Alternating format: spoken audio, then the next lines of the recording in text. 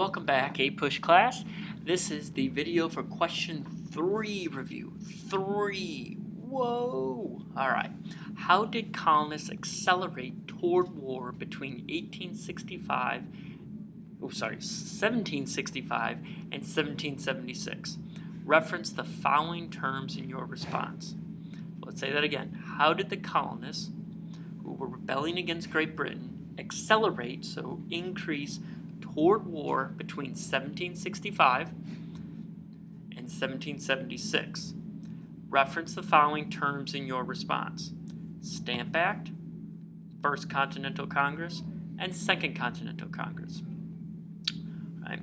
So you need to have at least the Stamp Act, the First Continental Congress, and Second Continental Congress at a minimum in your response.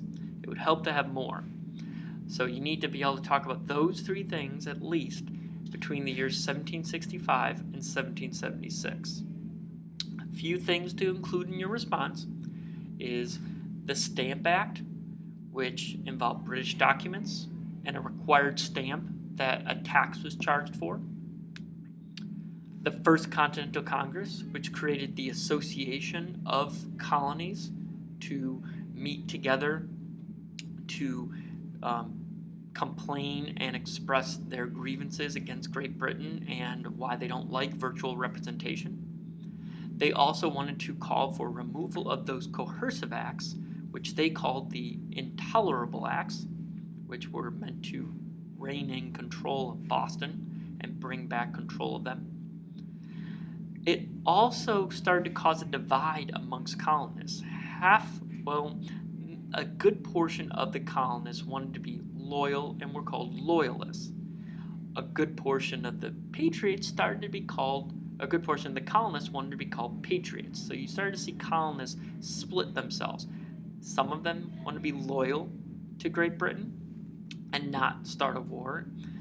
Other ones want to start a war and start their own country and break away, and they're called patriots. The Second Continental Congress involved the battles of Lexington and Concord, which were the first battles of the American Revolutionary War, and that is what caused or prompted the Second Continental Congress to meet. Shortly after that, the Second Continental Congress called this meeting of the colonies where they formally adopted a declaration of war called the Declaration of Independence on July 4, 1776. That involved the writing of Thomas Jefferson. The Second Continental Congress also will appoint as commander of the Continental Army George Washington to lead the Revolutionary War effort of the Patriots. So I really want to see you in this response show good understanding of how from 1765, when you start to see taxation start with things like the Sugar Act and Stamp Act, how it goes to the beginning of the Revolutionary War, and how at first in 1765 British colonists were loyal, and then by 1776 more of them, that was a bell, and by 1776 more of them were patriots and wanted to rebel. So they go from, in 1765 many of them wanted to be loyal, to 1776 many of them wanted to be patriots. That's the end of question 3 review. Bye-bye.